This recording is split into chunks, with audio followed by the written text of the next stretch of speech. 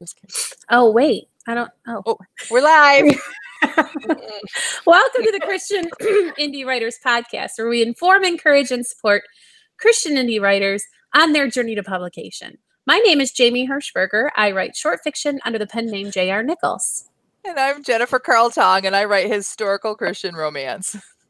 I'm Christina Catane, and I write in many genres, including Christian dystopian fiction. I'm Rhonda Hagerman, and I write fiction and nonfiction. Well, thank you for tuning in, everybody out there. If you like what we do, remember to like and subscribe below. We start each episode with a segment we call What's Up? We like to go around the table, so to speak, the virtual table, and ask each other, how are we doing just in our personal life? So, Jen, is today any sort of a special day as hinted by your shirt?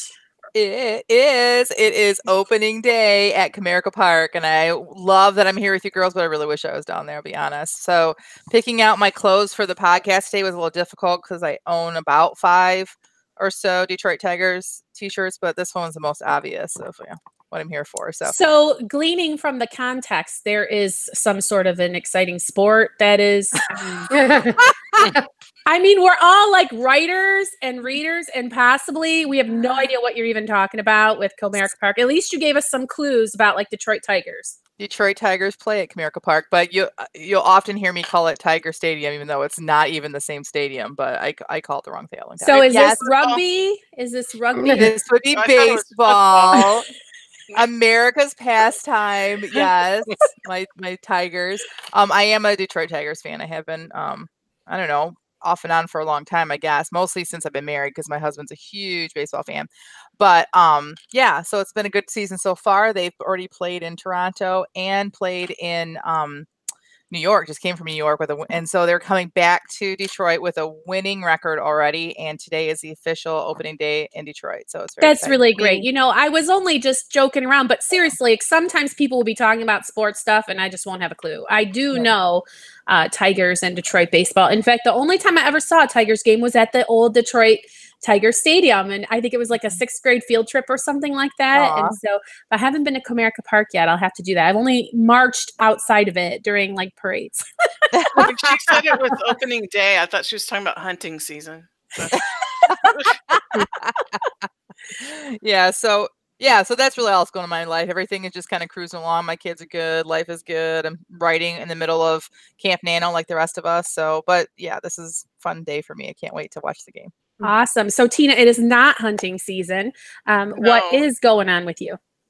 Well, I started the editing for my novel and I printed out. I had great fun printing out 300 pages. Wow. Because I ran out of paper after 200 pages. Do you have it sitting right there? Can you hold it up? Because it's hilarious to look at you like trying to manipulate this gigantic binder. Yes. Look at that. It's my son's homeschool binder that his curriculum comes in, but it was so thick I didn't have any other binder that would fit in.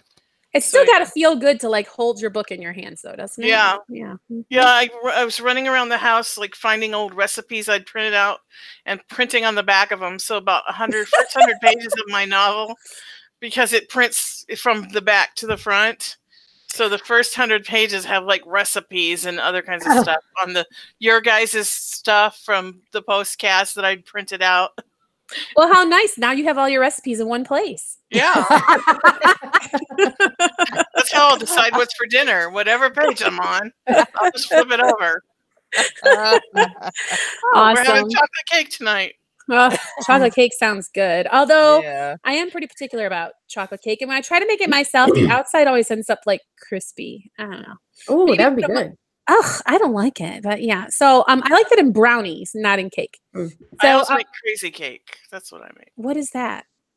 Oh, it's a Depression era cake recipe that has no eggs or anything in it. So basically you make it in the cake pan. You put a cocoa powder and sugar and flour and maybe a pinch of salt. And I don't remember if it's baking powder or baking soda. But then you make 3 wells. One of them has water.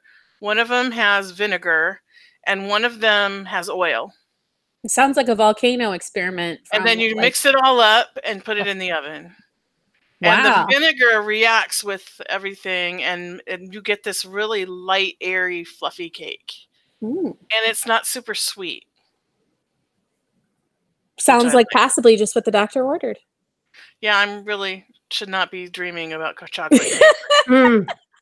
I just went to my diabetic class last night to learn about all the stuff I'm not supposed to be eating that I eat anyway. So, well, you said that they've been very informational for you, so that's awesome. Yeah. Great. All right. What's going on in your little neck of the woods there, Rhonda? Well, all I can think about is dessert right now. Actually, I know, You have right? kind of a glazed look on your face. Like. A chocolate glaze. For dinner tonight, Jennifer, are you guys having hot dogs and apple pie? Because I've got that lyric going through my head. You know, we love baseball, hot dogs, and apple pie, Right? and Chevrolet. I was thinking peanuts and Cracker Jack. Oh, yep. You know, Jamie said she's never been to Comerica Park. Can I just tell you though, the food at Comerica Park, not just the Coney dogs, because I love Coney dogs, but not just that. Like, it's just like you can get anything you want. Like, there's all these little mini restaurants. It's like a big giant food court. Like, so even if you don't like baseball, go to a game just for the food. Like, okay, so what, you got to bring like a couple $100? Yes, yeah, just for me. Because yeah, awesome. Sounds like an event in itself. Fun. What's sorry, Rhonda? Go ahead. Yeah, what is up, Rhonda? Well, I've been working on my book faithfully, like I said, and I'm so excited that I'm not done. I was hoping to be done with that part of it by yesterday, and I'm so close. The pictures are just taking longer, and so literally that is all that's been up with me for the last week. Good for you, and that's so exciting because see, you made a really big goal, and now look how close you are just because you've been working toward that goal. So yay, that's so very exciting. All right, so you been out in your garden yet, or is it still too snowy up there? Well, it's not snowy, and I drove by the lake yesterday, and the sunlight was sparkling off of the waves because there's no ice covering them anymore. Oh, yay! So it was beautiful, and it's getting warm, and I'm so excited. So today I'm going to have to spend a little time out there. Awesome. Well, I'm excited too because you're supposed to be taking me kayaking this year. Oh, it's such a beautiful trip there. Yeah, I love that. I'm excited. Yeah. All right, what's up with you, James? Well, my daughters are traveling, and it's a really big deal because they're traveling like alone, you know what I mean? And so well with each other. And that's been really tough for me. I mean, I'm very typically like, oh, my kids need to learn independent. Like, I'm a big talker, right? But then when they actually leave me and my heart is like hundreds of miles away, it's terrible. I will say though that my ability to survive in some of these video games that my son plays has exponentially increased since they have left. Because Mom, if I carry you through the whole campaign, do you think that you would play blah, blah, blah with me? I'm like, fine. And then sometimes he laughs so hard at me and the things that I do as a total noob. I think he thinks he ought to be recording it because it's like, such a bunch of, he's laughing and laughing. I'm like, I don't know what you're laughing at. I'm just trying to learn how to do blah, blah, blah.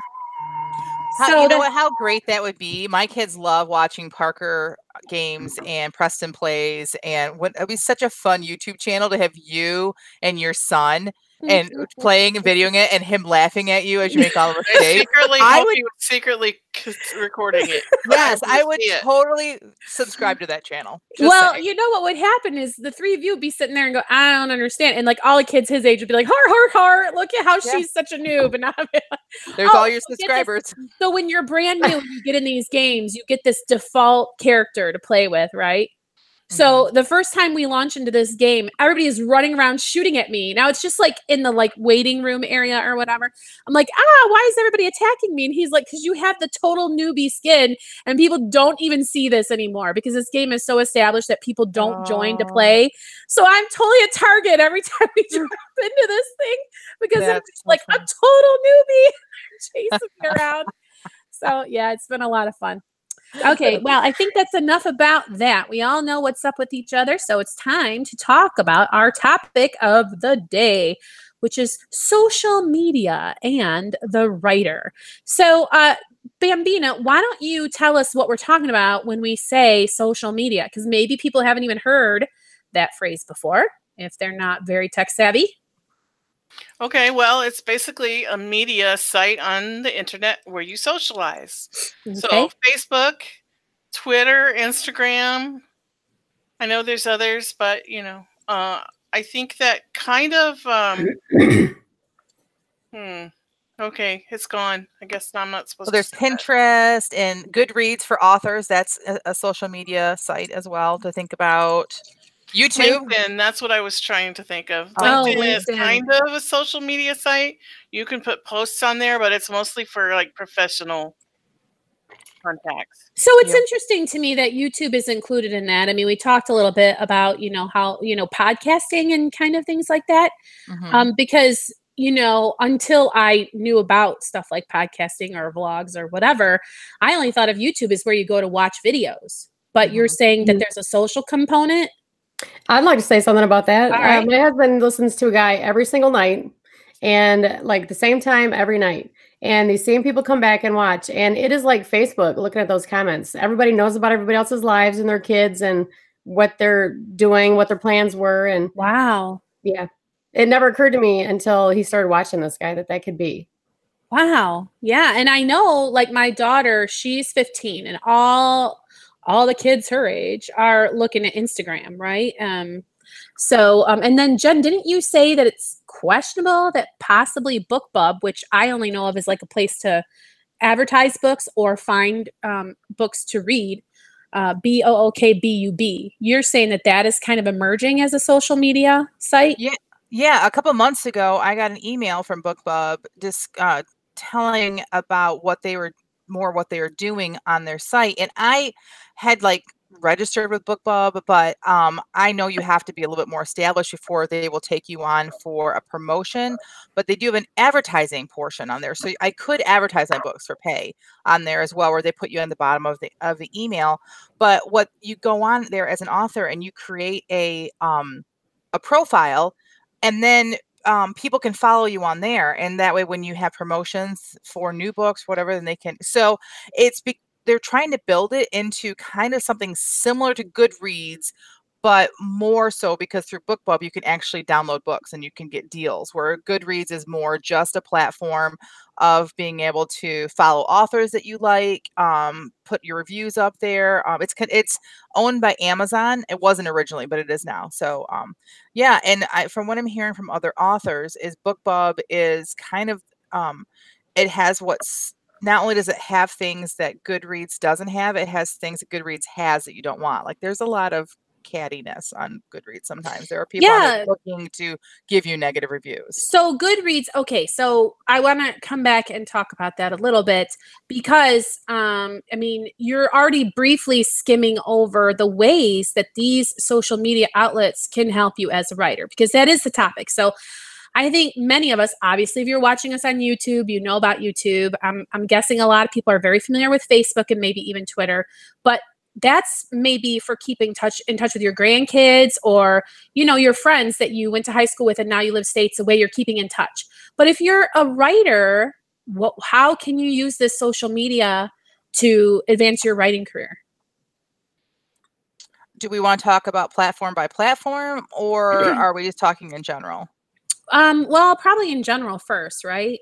Okay. So let's say, what can social media do for you?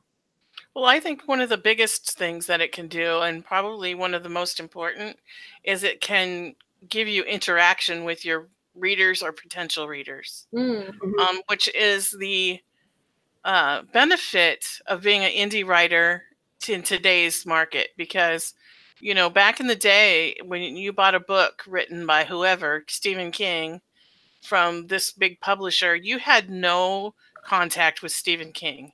What you had was maybe an author profile at the back of the book. Right. That was it. But now, today, you can actually, one of my favorite writers is Tosca Lee, and she has followed me on Twitter, and I'll like some of the stuff that she posts, and she'll thank me, and sometimes she'll like my posts. So it's kind of exciting that, I put a tweet, I guess it would be called on Twitter, and my favorite author liked my tweet. And so I was like, oh, who am I going to tell? Nobody cares. But I did. Yeah. Aw, that's great. And I'd like to point out too that, earlier I mentioned that commercial from my childhood. So if you have a really good marketing campaign, it can really stick with people. And in these days when things are just a minute by minute, just flash in the pan, having something that will stick with you is important.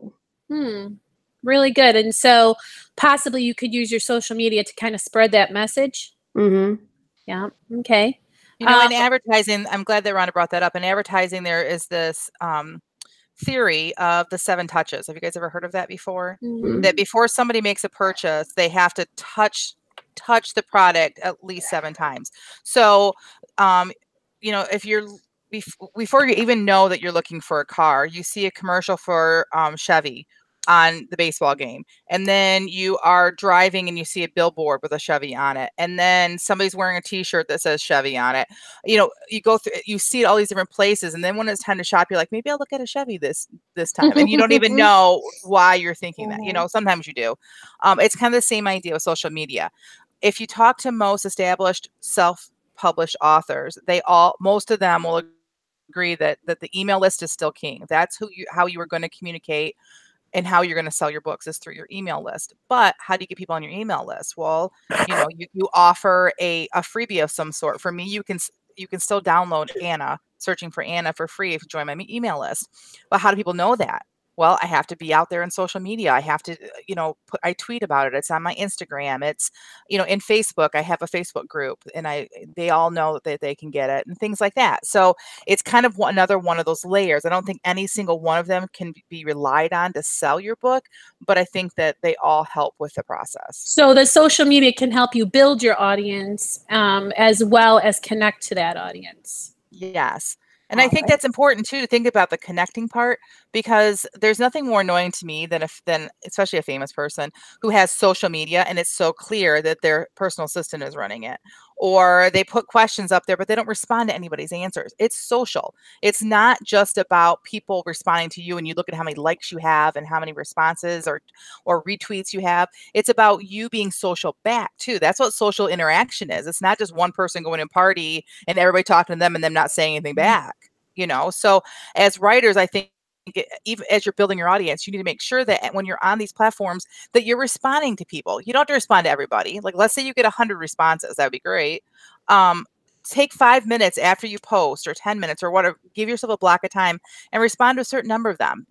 That's how you're going to build super fans, is by showing that you see that they're real people, and that shows that you are a real person, not just some sort of computer.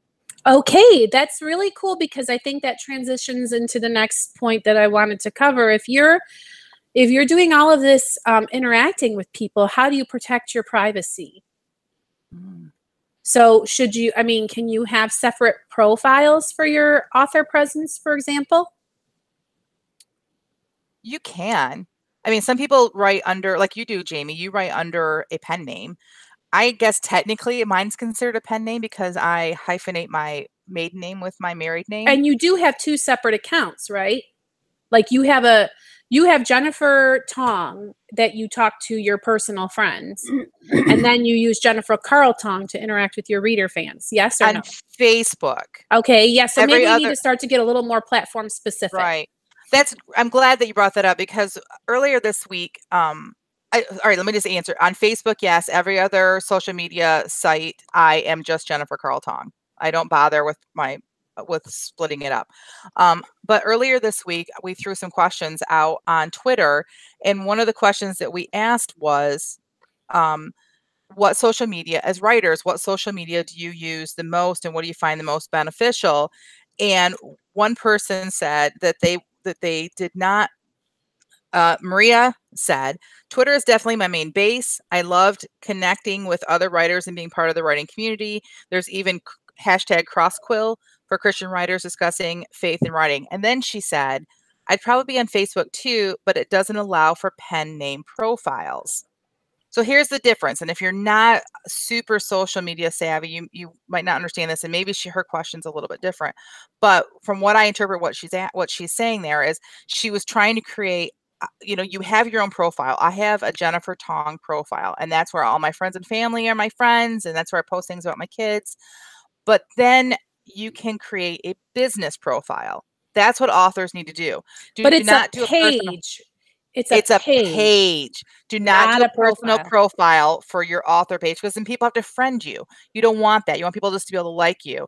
Plus, if you ever decide to advertise through Facebook, you have to have a page. They won't let you do it through a personal profile or a group. So you have to have a page.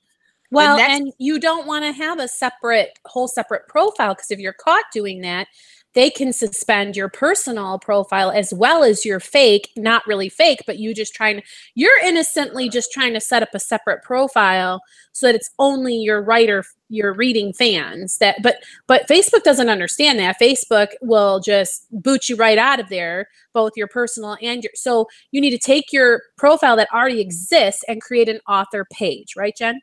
Yes. And then that way too, you don't lose all that hard work you did gaining readers through that profile when they dump you out, because they will. So yes, you want an author page. And then once you have an author page, they will even ask you, do you want to create a group? What a group is private. So that's where I have a reader group for my people that are going to be my beta readers, my super fans. That's where I go on and do Facebook Lives randomly. You know, when I was at the bookstore the other day, I did one real quick. And so that's for the special people. That's for the people that are going to be your super fans. And so that's another way of interacting. So yes, I have a page. It kind of is more like a business card per se. Anyone can go see it. They can like it. They can follow you on there. And then a little bit more private stuff happens in the group. And then my Facebook page, my personal profile, I have set to private because I don't even let people tag my kids in pictures, and they can tag them, but the only people that can see that my kids are tagged in them are people that I'm already friends with. So I don't have strangers being able to see personal things because you just never know. Okay, so obviously, Jen, you're doing Facebook, and I want to ask you a little bit more about the other things that you're doing. But I know, Rhonda, when you start to really focus on engaging with social media, you're probably going to be more, didn't you say you've been, excuse me, warming up to Instagram quite a bit? So that you think that might be your favorite place to do social media? Well, personally, I like Instagram better anyway. I'm not a wordy person, which I know conflicts with wanting to be a writer, but I love photographs. I've always, from the time I understood what a camera was and where these pictures came from, I've always had some sort of a camera in front of me. And so I love Instagram. I love Pinterest. Those are the two I'm going to really focus on. Awesome. Tina, what about you? I know you already have a reader group, don't you? Are you going to keep your focus there on Facebook? What do you think? Well, yeah, I have a beta reader group on Facebook, and I also have an author page. And I just wanted to point out that just because your personal profile is the administrator for your author page, but that doesn't mean people that like your author page can get into your personal profile. Right. Awesome. That's good. Unless you allow them, unless you friend them, or so a lot of my posts I make public, but the ones I don't want shared, I change the privacy. So so you don't have your whole account private, you just do it post by post. That's interesting. Yeah, each post you can decide what privacy. I have posts on Facebook that only I can see because it's stuff that I want to save for whatever reason that I don't want to lose. And I spend most of my time on Facebook, but I've been surprised that most of my interaction, my feedback has come from Instagram and from Twitter. Like I get more responses. Okay. On those platforms, which really did surprise me. I just on a whim, I'm not even sure why I did it.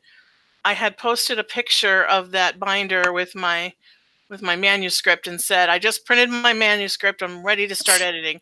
And I posted it on Facebook, on Twitter, and on Instagram.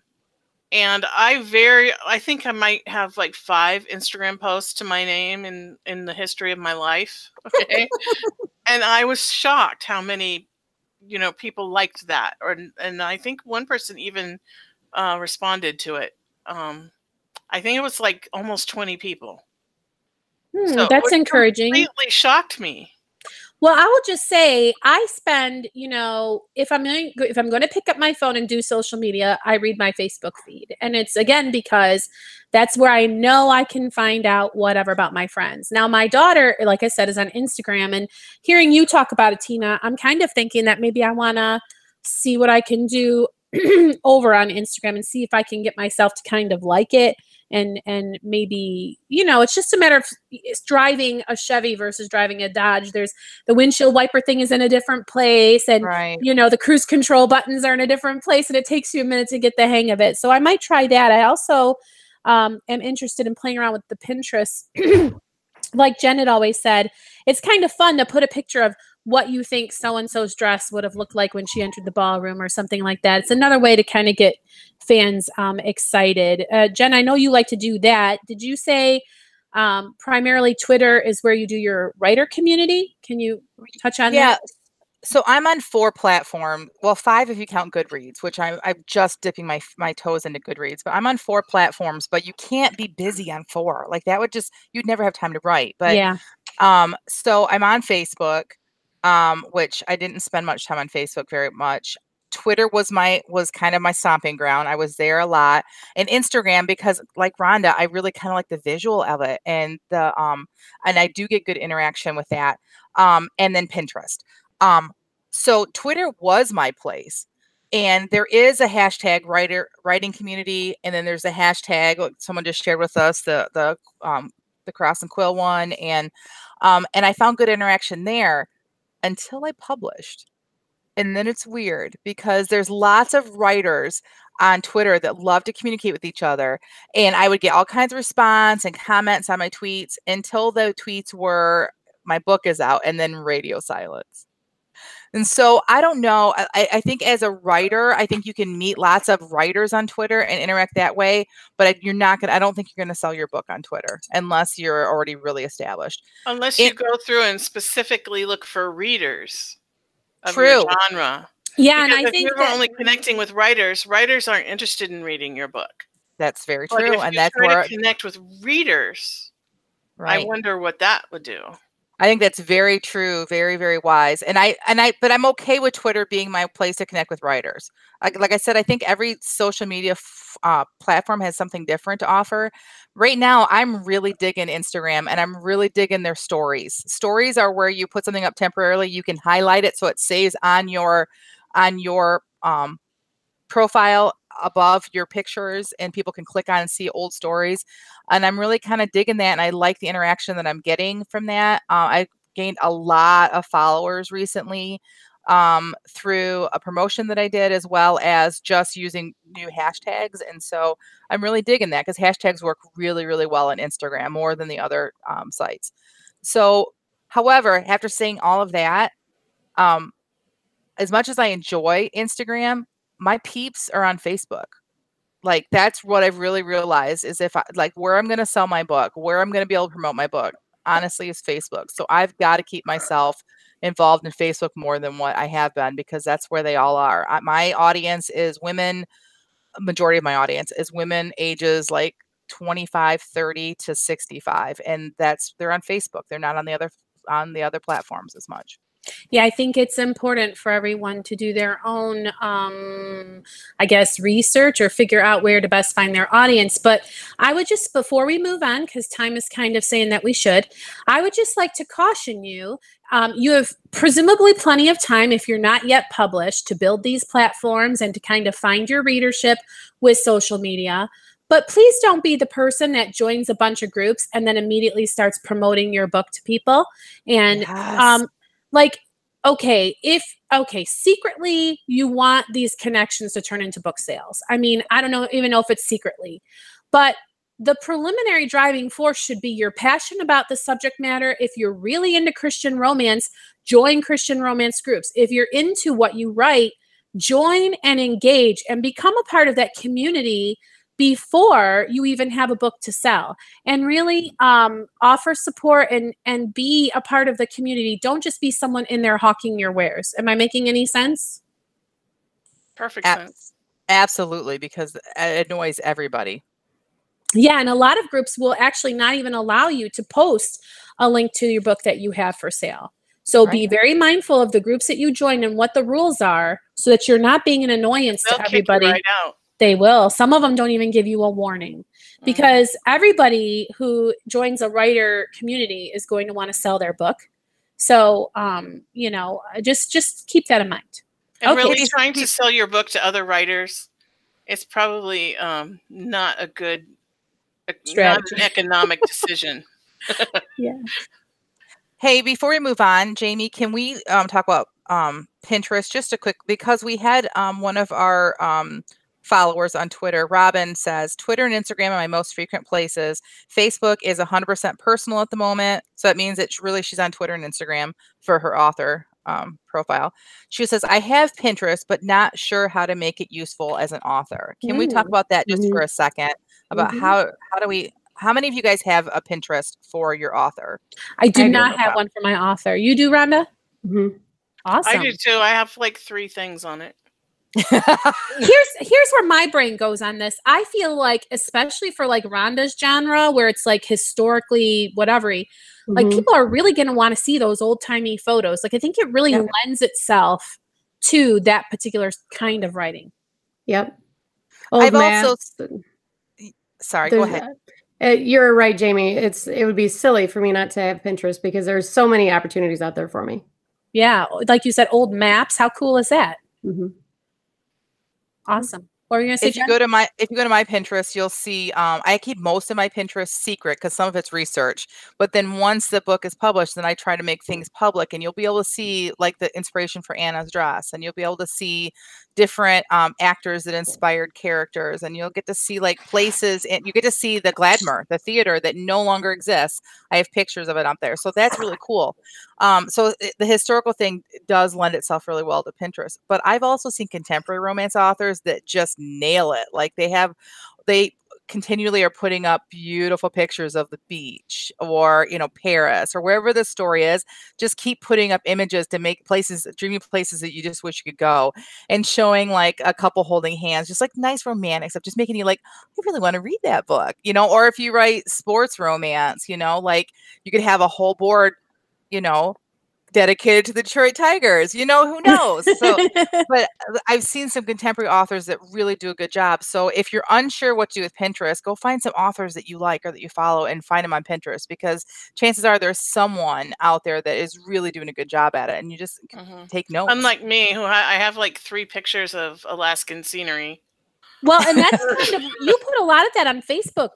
Tina, maybe you could use one of those like Hootsuite or whatever that will also simultaneously post it across your other, because you post a lot of pictures. So if you could just find a way to post both at the same time, that would fill both presences for you.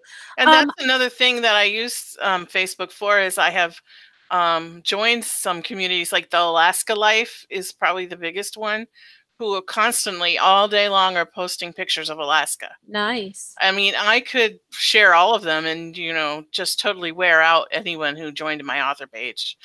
Well, I just pick the ones that I feel are relevant or really interesting or really beautiful, and then I share them on my author page.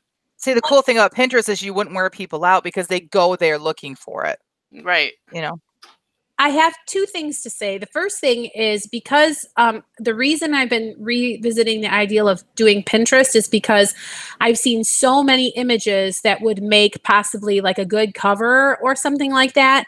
But I do not have the rights to turn that into a book cover, but I can show other people, look at this cool picture. It inspires me about my book in this or that way. And then well, I forgot my second point. Oh, I will say again, I think that the discomfort of doing Pinterest is personally when I go to Pinterest, because it's a lot of time on my computer, and it's so overwhelming to me. There's like 800 pictures on the screen, and it doesn't just show me like a single feed. So maybe it's better on your phone or something, but it's just like suggested for you. And I'm just like, I can't even look at all these pictures individually. So I think if you're like averse to a certain platform, it might take a little bit of like mental energy to overcome that, and to find out why people like it, I guess is what I'm saying, will help you to then figure out what kinds of things you should share. Yeah, I agree. And I think that if nothing else from this conversation, I think we've discovered that we probably should do an episode on each of these platforms specifically to talk about how authors can use them and to a greater good for them. And I think that there's a lot of good in each of the different platforms, but I think that there's also like I said before, I'm on 5 platforms and I can't do all 5. Like there are some that just kind of float out there, and then there's some you have to focus on. So we also asked our the people that are on Twitter with us if they had any social media sites that did not work for them, that they avoided like the plague. Do you guys have any social media sites that you just will not do? No, because I haven't really tried enough to say no, I would never. So I can't. I'm not educated enough to make that kind of a decision. I don't think I'm a Twitter person. That's not something, it's too much of a commitment for me, I think. Yeah, because the feed is going so fast and your tweets are like gone within seconds. Is that what you're talking about? Well, yeah, not only that, but I mean, coming up with, you're supposed to do 140 characters, what, 5 times a day? I don't know if I've got that in me. Wow, where are you getting that from? Like, where are you getting that 5 times a day from? Oh, you're okay. So Twitter's supposed to be 5 times a day. I watched a few videos a while back. They might have all changed, because everything changes. Well, these are the new rules for social media today, different from yesterday, And so it was supposed to be 5 a day for Twitter, 2 a day for Instagram, and I don't know, like 1 in the morning, afternoon, and evening for Facebook, something like that. Wow. And Twitter was just too much of a commitment for me. I just don't have that much to say. I think that really speaks to what Jennifer said about breaking each of these down by platform, because it would be interesting to find out what is the new sort of recommended number of tweets, and based on who and what and why are they saying that? Because that's interesting, Rhonda, that you actually had in mind, here's how to do Twitter right. Do you know what I'm saying? Because I had not ever heard that. That's really... On Twitter, if I put out my own tweet, I sometimes get responses and sometimes not. But if I respond to somebody else's tweet, that's where I've gotten the majority of my interaction with people, and people that actually have taken that interaction and decided to follow me. Is there social media you won't use, Tina? No, I kind of dabble a little bit in everything. Jen, what about you? LinkedIn. I won't do LinkedIn. And yeah, that's probably it. What did the readers did the podcast listeners have anything to say? One of our followers, Carrie, said she's made some good connections on Twitter, but for people to expect that the majority of the followers will be incommunicado, she said. She saw a page with over 100,000 followers. Their posts got 0 to 5 responses, even though they had over 100,000 followers. So her suggestion, if you're going to be on Twitter, she says, forget the numbers, make real connections. Do that by helping others succeed. I think that is a super great thing to share. I totally 100% agree with Carrie. I am not a follower back. Like if you follow me, I am not going to instantly follow you back. I may go look at your page and see what's going on with you. And maybe I might follow you for a little bit, or I might follow you back. But if you I don't need to follow everybody back. And if that means you're going to unfollow me, then you really didn't care about me anyway. So I'm not about the numbers for sure. Lee also says now again, she's different than myself and Rhonda. She says that she will not do Instagram. She said it's all about having that perfect lifestyle look and seeing how many followers you can get in the shortest time. I guess that's a perspective. That's a perspective she has. If you look at my Instagram, I've got some pretty bad pictures of myself on there. For me, it's more just about letting somebody into to not just like the things I say, but like looking at my life, like through, I try to be, fairly, I mean, of course I want makeup on, but sometimes I don't when I do this. And there's some videos of me on there, pretty dorky. And so I guess it just depends on perspective. But again, Lee has to find her own way and find what social media works for her. And I just would like to, I just keep, it's the eternal problem of art and business having to cohabitate, because you are an artist, you are a genuine creator, you are creating and you want to share your creation with everybody, but social media, you don't want to be looking like, well, here comes the insurance salesman gonna sell me something. So it's very difficult to balance out the genuine interacting with people, but you're there to sell books. Let's face it. So it's very difficult to kind of like mesh those two together. And so when she's saying just ignore the numbers and go for the real human interaction, I think that that's very valuable. And I love that. Except, okay, so even if you're going to traditionally publish, they want to see that you have these platforms up and running and that you have this many followers and you have this many. So it's a very bizarre sort of a balancing act between doing what you need to do for the business numbers and actually being authentic and a real human being. And I think that that's something that everybody has to pray about. I mean, if God wants to sell your book to that person so they get whatever message, that's going to be up to God, isn't it? Amen. And don't you think too, it also kind of goes hand in hand with the types of books you write too, meaning that if God gives you a story, write it whether or not someone else says that there's an audience for it.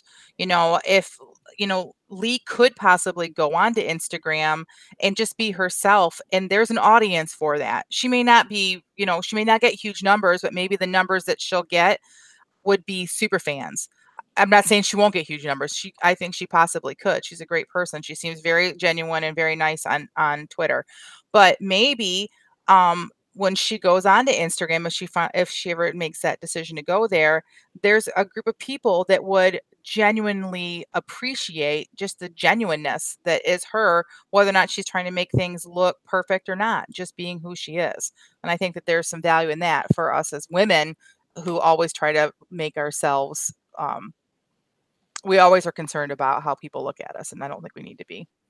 Does that make sense? Right. Yeah. Well, sorry, ladies, if you have more to say, we just are straight up out of time because now we are going to do the feeding of the backs. What? What is this? Well, it's where we give each other feedback, and because I am words of affirmation and need to hear "good job,"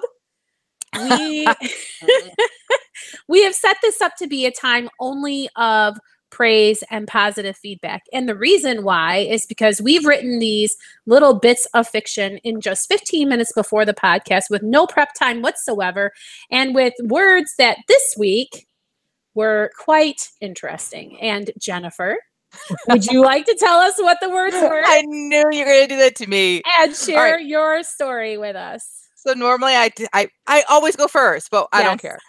This week I knew I was going to go first because as Tina was reading them off, I couldn't stop. I started giggling, and then I started laughing, and then by the fifth word, I was crying. And maybe you guys won't find it as funny. Maybe you're not as juvenile as I am, but here's the words: sulfur, lonely, welfare, reward, and fabricate. I got 4 of the words in. If I'd had more time, I would have gotten that 5th one in. And my story is kind of complete, but not really. So, all right, here we go. I should not be going first. I made my way down the stairs toward the empty seats, shocked that they were still available. It was the top of the 5th inning, and I had been eyeing them since before the ceremonial first pitch. They were great seats, dream ones, in fact, the kind that are generally snatched up by season ticket holders. But I mused, who in their right mind would spend thousands of dollars on season tickets but not show up on opening day, the most wonderful day of the season, in my honest opinion? And we weren't talking a couple of seats. At least a dozen seats sat empty. Wow. Save for one lonely soul that sat enjoying the game and his cup of beer all by himself. It wasn't unusual for people to move into better seats at Comerica Park. It was common, actually. So common that I never paid more than $20 for seats, usually in the Pepsi porch area or so far out in the outfield that if it weren't for the numbers on their backs, you wouldn't be able to tell if Nico Goodrum was leading off first or Miggy himself. But I didn't care where the seats were because I never stayed in them. I only used them to scope out what seat I wanted to take over then I would make my move. Because I always attended Tiger games alone, I have a wider range of seats available to me. And because of this, I've had some pretty darn good seats, but never like these seats, never first row, and never behind home plate. Wow. I waited until the 5th inning because I just couldn't believe what I was seeing. Surely someone would come claim them. A few times I thought someone was about to. A couple or a group would come walking down the stairs. They would look around, then look at each other, then turn around and leave as if they had walked into the wrong section. Didn't they know they could sit anywhere? And if the real owner showed up, no worries, just move to another seat. The Tigers had just tied it up against Kansas City Royals, and I couldn't take it any longer. I was going to watch the rest of this game from one of those prime seats. I made my way around the stadium and entered the tunnel for the seats I had spotted. The field lay before me, glorious green grass and white paint that screamed opening day. It literally said opening day in white paint, but the symbolism was still there. This was my reward for being so frugal. Front row, home plate seats. I skipped down the stairs as Jimenez stepped up to the plate. I ducked as I took an empty seat, not wanting to block anyone's view. That's when I smelled it. A strong, putrid smell, reminiscent of sulfur. I looked at the one lone man sitting 3 seats to my left. Yep, this was my reward. Yay. It wasn't as funny as I expected it to be because I was laughing so hard when I read the words, but anyway.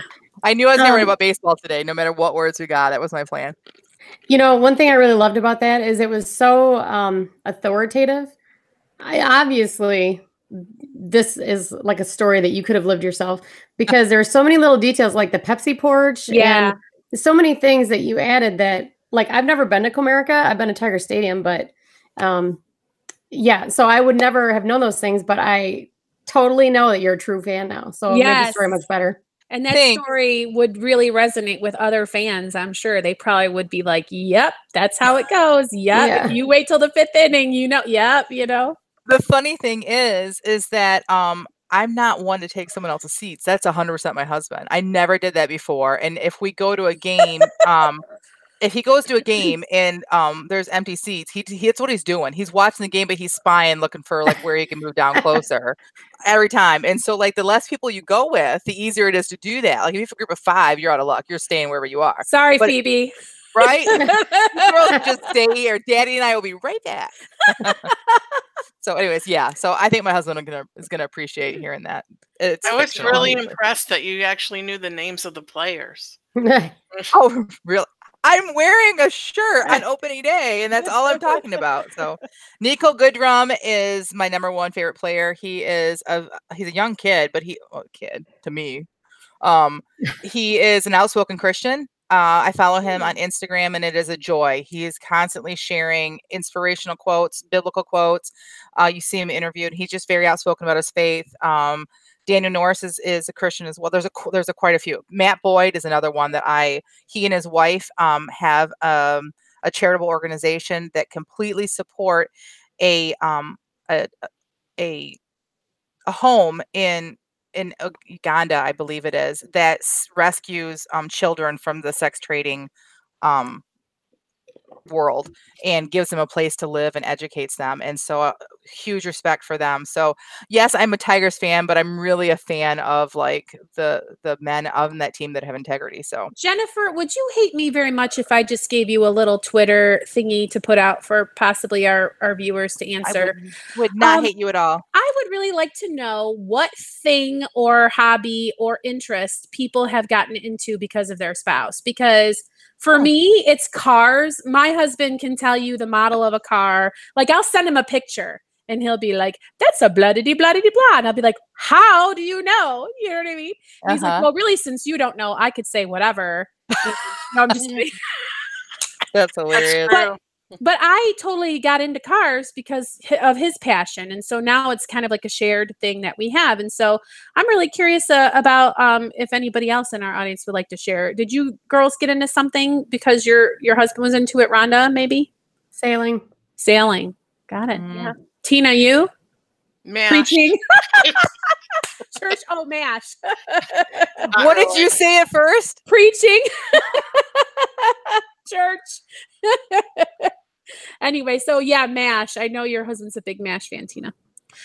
Okay, so Tina, why don't you share your story with us? Jen, are you good? I don't want to be like telling you to put something on Twitter and then totally No, I am good. Awesome. All right, Bambina, what do you got for us? Did you get all the words? I think I did. Yay! It is a lonely state of affairs when everyone in the household has something better to do at dinner time. Tracy sat at the dining room table by herself, moving her salad around on her plate with a fork.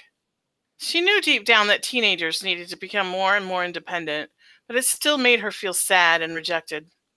She was looking forward to the years when they would come back home with enthusiasm as adults. At least That is what all her friends with older kids said would happen. Tracy wondered if that would be true for hers, too. After a while, she gave up on having an appetite to eat the steak she'd made. Perfectly medium rare for once. Jack always complained his steak was either too rare or too medium. She wrapped his perfect steak in saran wrap and put it in the refrigerator. It was 7 and he still wasn't home yet. She wondered if she should be concerned for his welfare. Probably not. His job as a pastor often led to late evenings visiting some shut-in or sick person in the hospital. Tracy opened the freezer and took out a Snickers bar.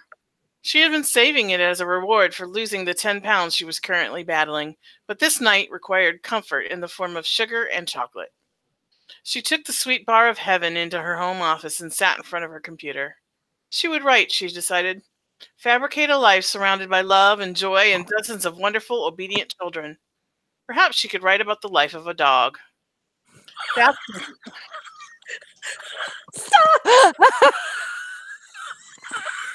okay.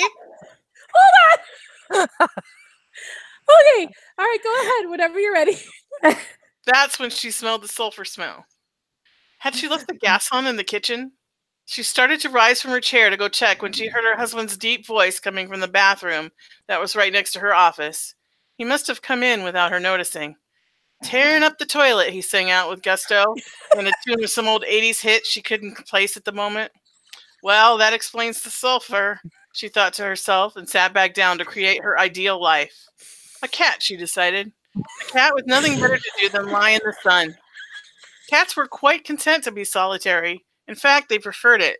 She decided her story would be about a cat who could find no solitude. Hey, could you heat up my dinner for me? Jack called as he exited the bathroom. Sure, she sighed, if you turn on the fan and shut that bathroom door. Jack laughed proudly. I was tearing it up, he said, reaching out to grab her as she walked by. Why he thought this particular situation warranted a romantic overture, she would never know, but she would take what she could get.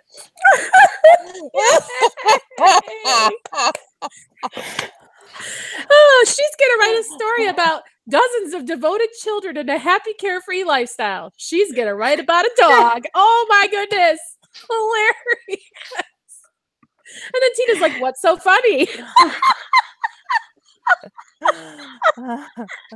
I'm just dying because she always says that this is not autobiographical, but she's written about a dog.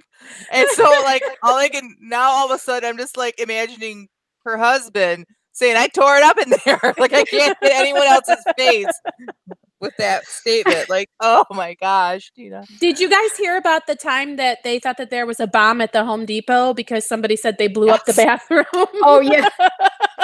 Because the person said you might want to get out of here because I'm about to blow this place up. They were talking about. I'm pretty sure I knew that person. Oh no! Oh my god! Well, that is a really good piece, Tina, because you took me from like really poor Tracy to just the hilarity of, marriage and the strange intimacy that is people just being themselves and not putting on a face. And so that is really, really nice. Mm-hmm. I especially liked how she's like, she's not sure why it warranted a romantic gesture. He's feeling like a conqueror. Very strange. Wonderful. Wonderful work. Okay, if you guys don't mind, I'll go next and then we'll wrap it up with Rhonda. Sounds good. Okay, I think I got 4 out of 5 words.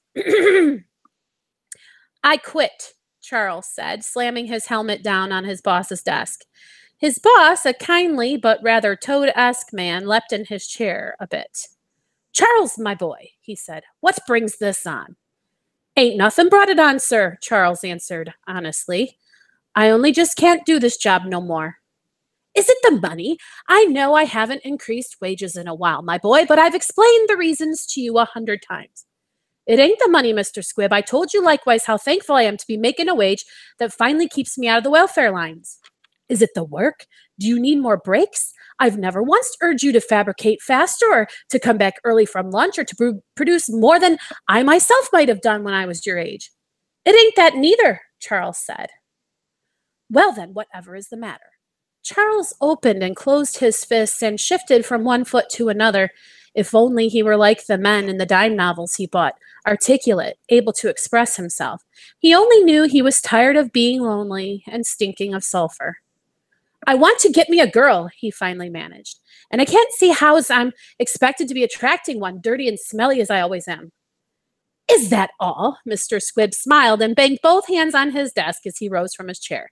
My boy, this problem that is easily solved. Oh, this is a problem. Is it? Charles asked. You leave it to me, Mr. Squibb said. I'll get right to solving this problem and say, what do you think your mates would think about me rustling up some girlfriends for them as well? Now it was Charles's turn to smile. Think they'd quite like that, sir, he said. Fine, fine, Mr. Squibb said, patting the big man's shoulders as he saw him out the door. Once the door shut behind Charles, Mr. Squibb returned to his desk and flipped through the newspaper that had been neglected some hours ago. Aha, he said, a fat finger pointing to an advert on the displayed page. Brides to order, it said. Women sent express to your locale. The end. Very good. Oh, Tina, you're muted. We can't hear you.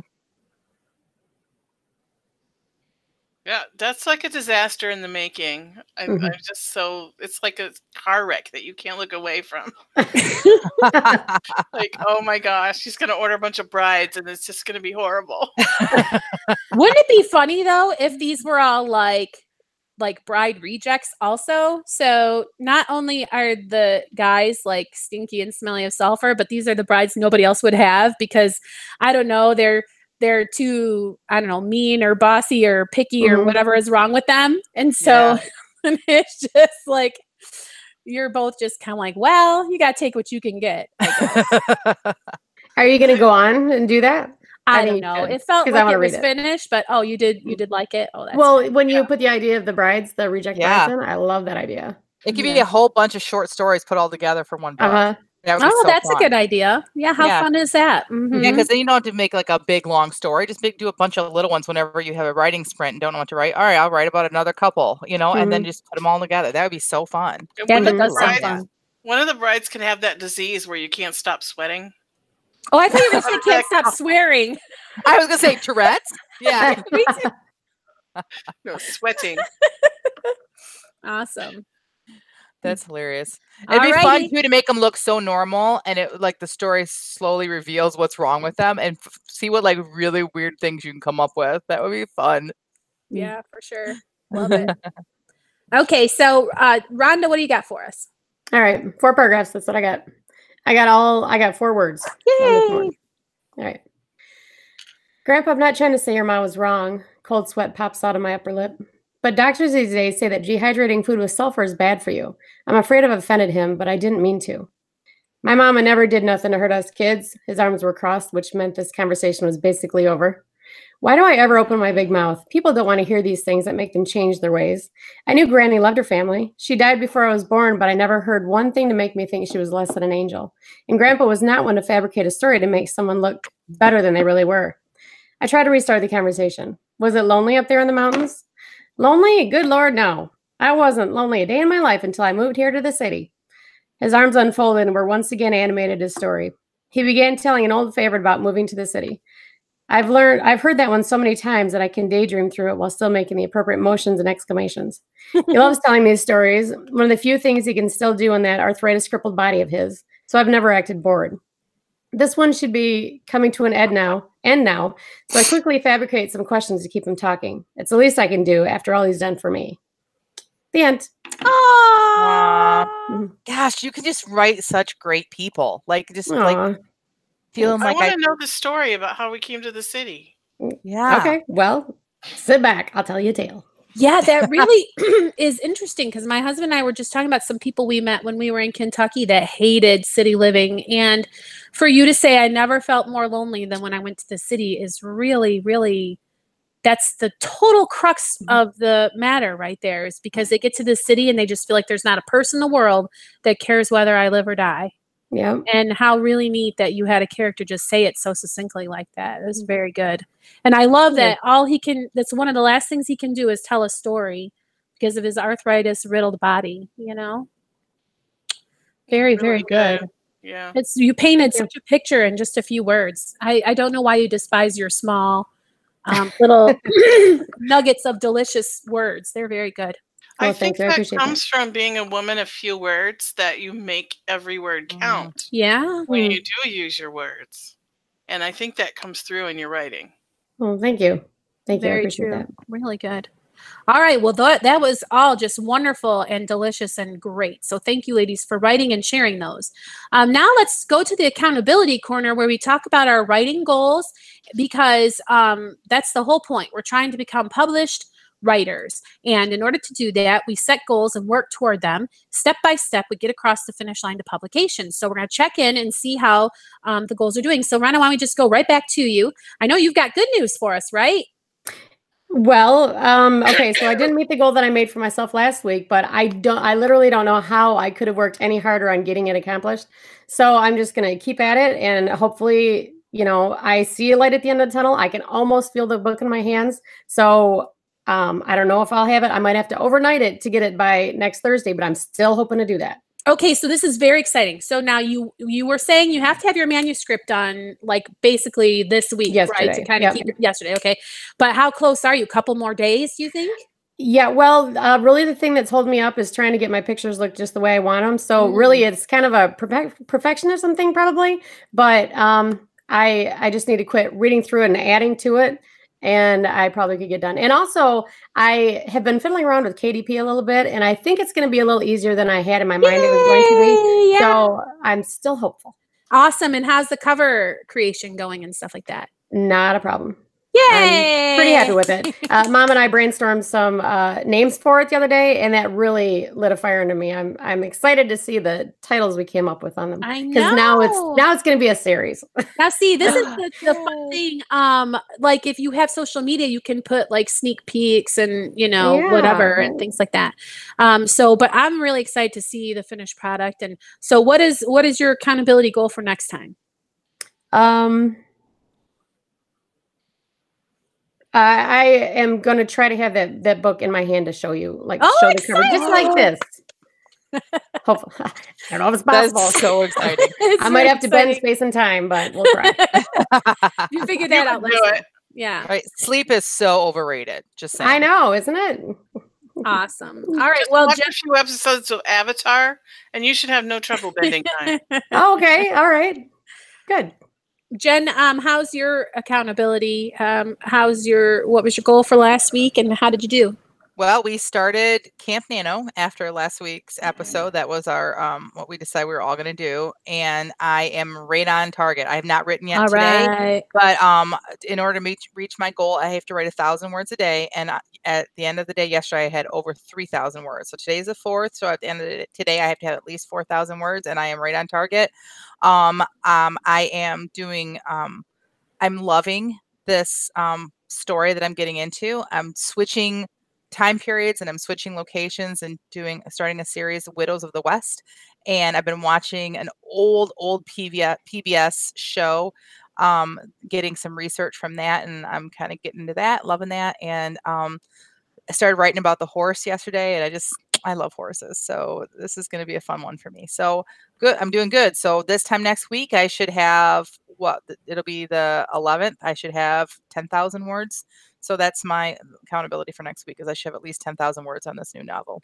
All right. Well, let me just copycat you. I should be right where you are. My goal is also 30,000 words for NaNoWriMo. My project is a young adult fun story. It's a typical high school girl with potential gets recruited by some government agency to go do fun things. Well, the deal is that she lives a life that doesn't really allow her a lot of opportunities to satisfy her desire. She's a thrill seeker, and so she's very excited to get out into the world and do some stuff that is risky and dangerous and things like that. So that is my goal for next week, is to also be at 10 or 11K, whatever is the day of the week there. So excellent. Tina? Well, my goal for Camp Nano, I did in hours instead of words because I'm editing. So my goal was to do an hour a day of editing, and I have to say I might have undershot. I probably should have went higher because I'm spending more than an hour a day on editing. So I'm like way ahead. So I might have to rethink my goal and make it bigger. Or win Is it- early and feel very happy. Right. Tina, how do you estimate that? Is there actually a formula? How did you No, come up I with an just hour a day? decided I was going to spend at least an hour a day on editing. I didn't use a formula. I just kind of did it. But it could be that because right now I'm in the process of just doing a read through of my manuscript, and I'm not really stopping to make any corrections or notes. I'm putting notes. I have a few symbols I'm putting in every here and there where I know I want to add something. But for the most part, I'm just doing a read through. So that could account for why it's taking me more time.